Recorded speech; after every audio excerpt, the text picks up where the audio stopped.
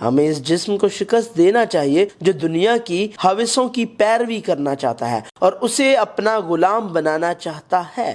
بیہودہ اور بوڑھیوں کی سی کہانیوں سے کنارہ کرنا اور دینداری کے لیے ریاضت کرنا ہے۔ ہمیں ہوشیار اور خود پر قابو رکھنا چاہیے۔ ہمیں جاگتے رہنا چاہیے۔ ہر روز ہمیں اپنے آپ سے انکار کرنا چاہیے۔ ایک بار مرنا آسان ہے مگر روز مرنا مشکل ہے۔ پھر بھی ہمیں اپنے آپ سے انکار کرنا چاہیے اور ہر روز مرنا چاہیے۔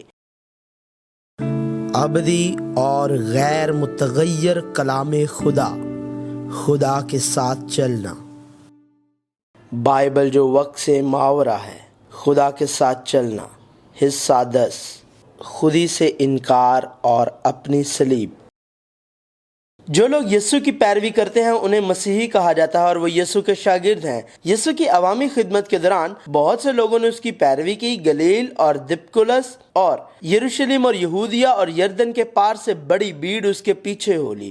جب وہ پہاڑ سے اترا تو بہت سی بھیڑ اس کے پیچھے ہو لی، اور جب وہ یریحو سے نکل رہے تھے ایک بڑی بھیڑ اس کے پیچھے ہو لی۔ لیکن ان میں سے اکثریت خدا اور خدا کی بادشاہی کے لیے یسوع کی پیروی نہیں کر رہی تھی، بلکہ اکثریت میں وہ لوگ تھے جو یسوع کو معجزات کرتے دیکھنا چاہتے اور دنیا کی دولت کے لیے اس کے پیچھے چلتے تھے۔ بائبل بیان کرتی ہے جب وہ یروشلم میں فسح کے وقت عید میں تھا تو بہت سے لوگ ان معجزوں کو دیکھ کر جو وہ دکھاتا تھا اس کے نام پر ایمان لائے، لیکن یسوع اپنی نسبت ان پر اعتبار نہ کرتا تھا، اس لیے کہ وہ سب کو جانتا تھا اور اس کی حاجت نہ رکھتا تھا کہ کوئی انسان اس کے حق میں گواہی دے، کیونکہ وہ آپ جانتا تھا کہ انسان کے دل میں کیا کیا ہے۔ یسوع کو اس بڑے ہجوم میں دلچسپی نہ تھی۔ یسوع نے ایک واضح ہدایت دی کہ اس کے پیروکار کی زندگی کیسی ہونی چاہیے۔ اس وقت یسوع نے اپنے شاگردوں سے کہا کہ اگر کوئی میرے پیچھے آنا چاہے تو اپنی خودی کا انکار کرے اور اپنی صلیب اٹھائے اور میرے پیچھے ہو لے۔ اور دیکھو سارا شہر یسوع سے ملنے کو نکلا اور اسے دیکھ کر منت کی کہ ہماری سرحدوں سے باہر چلا جا۔ اور اس نے سب سے کہا اگر کوئی میرے پیچھے آنا چاہے تو اپنی خودی سے انکار کرے اور ہر روز اپنی صلیب اٹھائے اور میرے پیچھے ہو لے۔ خودی سے انکار۔ اس سے پہلے کہ یسوع نے کہا اپنی خودی سے انکار کرو اور میرے پیچھے ہو لے، موت اور جی اٹھنے کے بارے میں پطرس کا احتجاج جس کے متعلق یسوع نے بات کی وہ پہلے آتا ہے۔ یہ وہ جگہ ہے جہاں یسوع نے خودی سے انکار کی بات کی۔ یسوع کی موت پر پطرس کے احتجاج کی وجہ یہ تھی کہ پطرس یسوع کے ذریعے اس دنیا میں مسیح کی بادشاہت قائم کرنا چاہتا تھا، لیکن اگر یسوع مر گیا تو یہ کام ممکن نہ ہوگا۔ لہٰذا اپنے آپ کا انکار کرنا اس بادشاہت سے انکار کرنا ہے جسے ہم اس دنیا میں قائم کرنے کی کوشش کر رہے ہیں۔ ہماری خواب اور امیدیں جو ہم اس دنیا میں بنانا چاہتے ہیں وہ اس دنیا کے ہیں۔ یسوع نے واضح طور پر کہا میری بادشاہی اس دنیا کی نہیں۔ اگر میری بادشاہی دنیا کی ہوتی تو میرے خادم لڑتے تاکہ میں یہودیوں کے حوالے نہ کیا جاتا، مگر اب میری بادشاہی یہاں کی نہیں۔ خدا کے لوگوں کے لیے یہ دنیا ایک عارضی جگہ ہے جہاں سے وہ بطور پردیسی گزر رہے ہیں۔ جس طرح بنی اسرائیل اپنی روزانہ کی روٹی کے طور پر بیابان سے گزرے، خدا کے لوگوں کو اس دنیا سے روٹی کے ساتھ جو خدا دیتا ہے گزرنا چاہیے۔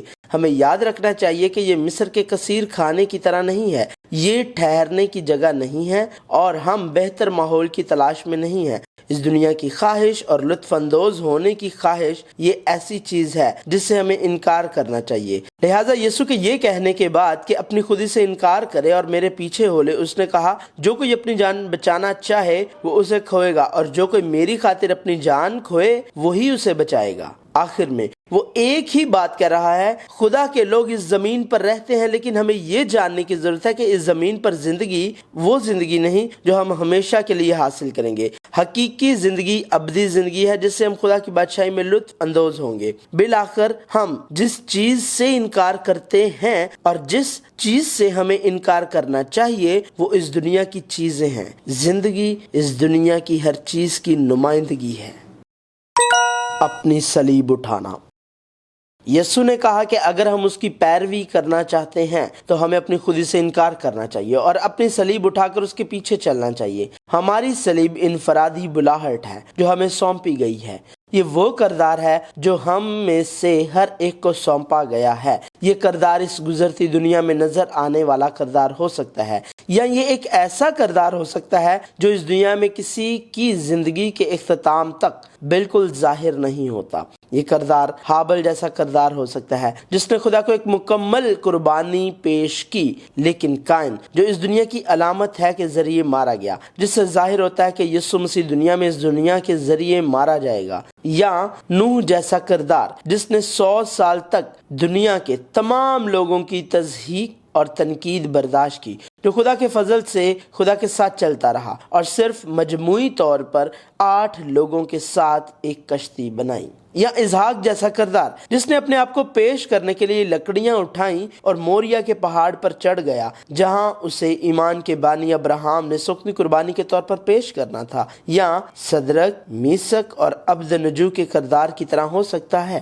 جنہیں اس سرزمین پر قید کر لیا گیا، جہاں وہ اپنے ایمان کو برقرار رکھنے کے لیے بتوں کے سامنے نہ جھکے اور بالآخر بھٹی میں ڈال دیے گئے، جس کی آنچ معمول سے 7 گنا زیادہ بڑھائی گئی۔ نیز دانیل کے کردار جیسا بھی ہو سکتا ہے، جس نے اپنے قتل کیے جانے کی سازش کے بارے میں جاننے کے باوجود بغیر کسی تبدیلی کے ہر چیز کو خدا کے بھروسے پر رکھا۔ اسیری کے ملک میں خدا کی ہیکل کی طرف منہ کرتے ہوئے دن میں 3 بار مسلسل خدا سے دعا کی اور بالآخر شیر کی مان میں پھینک دیا گیا۔ یا یہ نہمیہ جیسا کردار ہو سکتا ہے، جو اگرچہ اسیر تھا، بادشاہ کے ساقی کی طرح آرام سے رہ سکتا تھا، لیکن اپنے آپ کو خدا کی ہیکل کی دیوار کی تعمیر نو کے لیے وقف کر دیا۔ یا وہ کردار ایوب کی طرح ہو سکتا ہے، جو یہاں تک کہ اپنی نظر میں ایک راست باز زندگی گزار رہا تھا اور خدا نے اسے تسلیم کیا تھا جب اس نے اپنا سارا مال اور اولاد کھو دی، اور یہاں تک کہ پاؤں کے تلووں سے لے کر سر کے چاند تک پھوڑے تھے، اور اس کی بیوی نے اسے کہا خدا کی تکفیر کر اور مر جا۔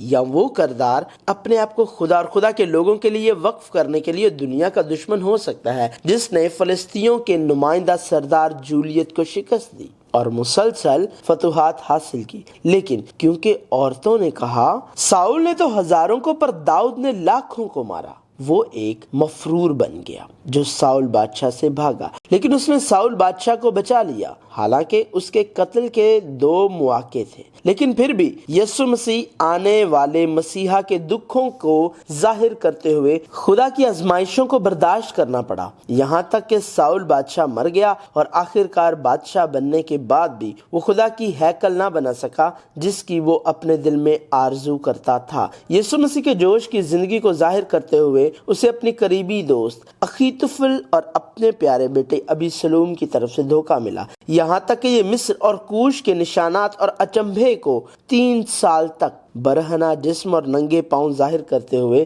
یہ سایہ جیسا کردار بھی ہو سکتا ہے۔ یا سٹیفنس کی طرح جو ابتدائی کلیسیا میں خدا کا ایک متقی آدمی تھا، لیکن طویل عرصے تک پطرس اور پولس کی طرح عوامی طور پر خدا کی بادشاہی کی توسیع کے لیے استعمال نہیں کیا گیا تھا، بلکہ صرف ایک خطبے میں سنسار کیا گیا، لیکن اس کی شہادت کے ذریعے انجیل غیر قوم کے مشن کے دروازے کھولتے ہوئے سامریا اور زمین کی انتہا تک پھیل گئی، جس نے پولس کی تبدیلی میں اہم کردار ادا کیا، جو کہ غیر قوموں کے مشن کا ستون ہے۔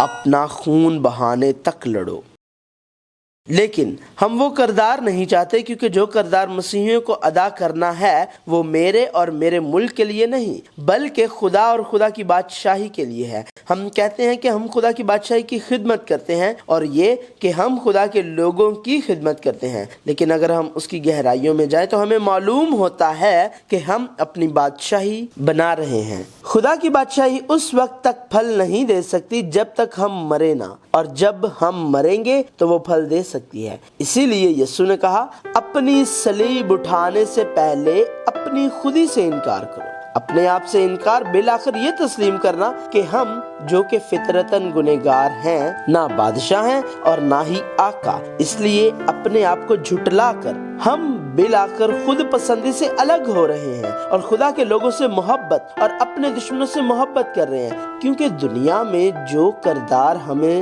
دیا گیا ہے صرف خدا کی بادشاہی کی خاطر، جب تک ہمارا انکار نہیں کیا جاتا ہم ہر روز اپنی صلیب نہیں اٹھا سکتے۔ اگرچہ ہم اسے نہیں چاہتے تھے، یہی وجہ ہے کہ لفظ ہر روز انجیل لوکا میں شامل کیا گیا اور اس نے ہمیں حکم دیا کہ ہر روز اپنی صلیب اٹھائیں۔ رسولوں نے دیکھا کہ خودی سے انکار کی جنگ کسی بھی طرح آسان نہیں تھی، اسی لیے ہمیں کہا گیا ہے کہ گناہ کے خلاف خون بہانے تک لڑیں اور ایمان کی جنگ لڑیں۔